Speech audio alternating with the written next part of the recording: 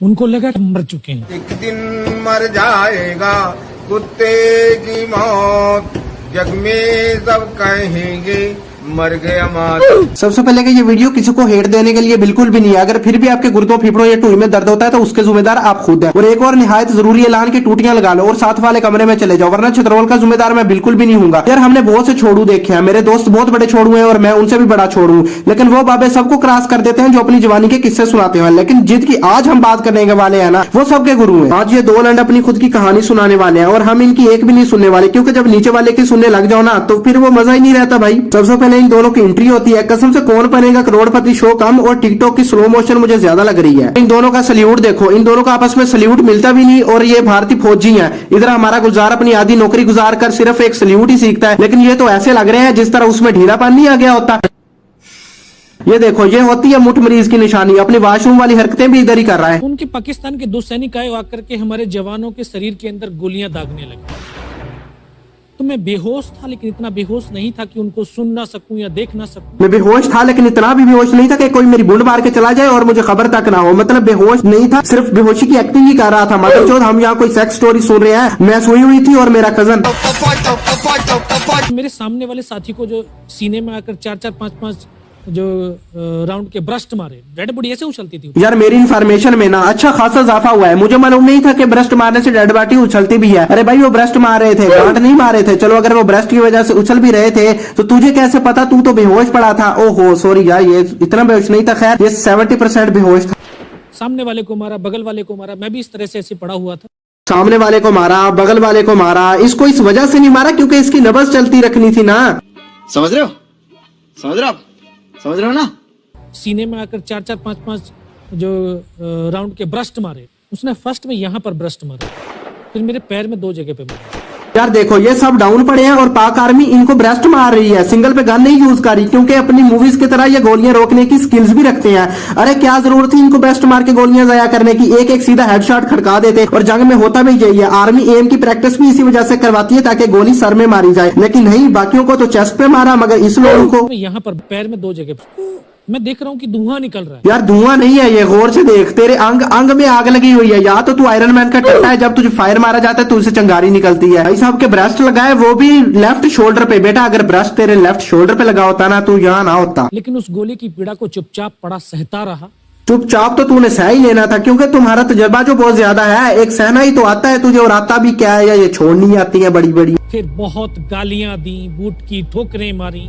यार नहीं, चूतिया है क्या हम लोग। एक तो मुझे इनकी समझ नहीं, एक कहते हैं कि हमें मार दिया और ऊपर से गालियां दी। यार लड़ाई थी 2 ममालिक की, ममालिक की भी नहीं, मैं तो इसको पॉलिटिक्स की लड़ाई कहूंगा। मगर हमारे मुआवजों ने इससे रिश्ता मांगा होगा, इन्होंने इनकार कर दिया होगा और उसकी वजह से उन्होंने गालियां दी होंगी। बस यही कह सकते हैं। फिर दोबारा से उसके साथी आए, पाकिस्तान के सैनिक आए और हमारे जवानों के शरीर के अंदर गोलियां दागने लगे। उन्होंने फिर उसी रोटेशन से गोली मारी, फिर भी मेरी बाजू में, पैर में गोली मारी। यार इस बंदे को दूसरी ट्राई पे भी पांव पे ही गोली लगी। कसम से अगर इस वक्त मैं होता ना तो तेरी गांड में गोलियां मारता, वो भी बंदूक की नाली सप्रेसर समेत अंदर घुसा के। और तब तक एक विश्वास भी मैंने पैदा कर लिया था कि अगर इसने सर और सीने में गोली नहीं मारी, चाहे मेरा हाथ पैर दोनों ही काट करके ले जाए, मैं उफ तक नहीं करूंगा। सिर्फ भाई साहब को सीना और सर सलामत चाहिए था, बाकी बेशक सब कुछ काट कर ले जाते। यार अगर मैं होता ना तो इसकी ये ख्वाहिश भी पूरी कर देता, इसके 3 करोड़ काट कर ले जाता और फिर से इसे कहता कि भैंचोद अब जिंदा रह तू।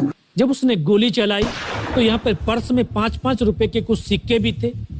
जब गोली जाकर के सिक्कों पे टकराई। अच्छा भाई अब समझ आया कि ब्रस्ट सिर्फ इसके शोल्डर पर ही क्यों लगा। इसकी चेस्ट की प्रोटेक्शन इसके सिक्के का रहे थे। यार नहीं, एक बात बताओ सीरियसली यार, हम पागल हैं? अरे कौन भौंक रहा है ये बदतमीज? मैं तो दुनिया तो फुद्दू है ना जो बुलेट प्रूफ जैकेट्स, गाड़ियां और ड्रेस बना रही है। मैं इनसे बस यही कहना चाहूंगा कि बुल में ले लो ये जैकेट्स, हम सिक्कों के साथ ही गुजारा कर लेंगे। भैंस चोर नहीं मेरे भाई। अब मुझे ये बताओ, आप 5 वाले सिक्के लेके लॉलीपॉप लेने गए थे या जंग करने गए थे ये सोच के कि ये सिक्के मेरी मदद करेंगे? बेटा एक मशवरा मान तू मेरा, एक काम कर, 100-200 सिक्के इकट्ठे कर, इनको एल्फी लगा के जोड़, अपनी भूंड में ले ले, वहां भी तेरी प्रोटेक्शन होनी चाहिए। यार मेरा जरा भी मूड नहीं था गालियां देने का, मगर क्या करूं, बात ही ऐसी कर रहा है, अगले को तो बोला समझ लेते हैं बहनचोद। पाकिस्तान का दूसरा सैनिक आया, उसने आकर के मेरा AK-47 उठाया और वापस मुड़ा तो उसका पैर मेरे पैर से टकराया हो।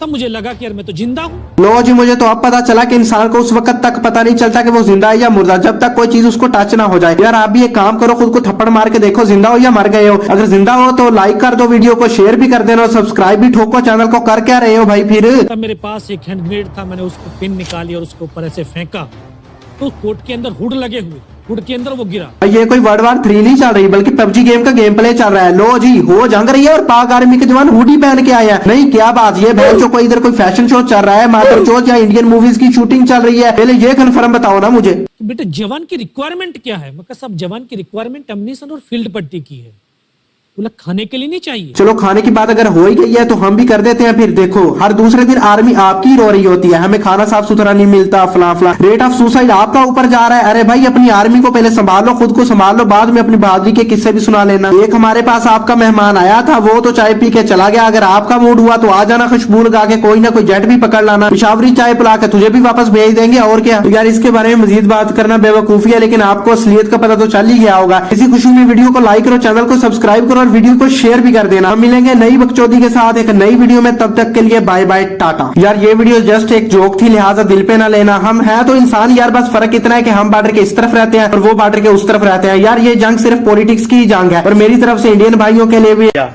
लव यू हो गया, बड़ा बड़ा लव यू हो गया यार। अब तो बस वाइब ही वाइब है, हर पासे हाइप ही हाइप है।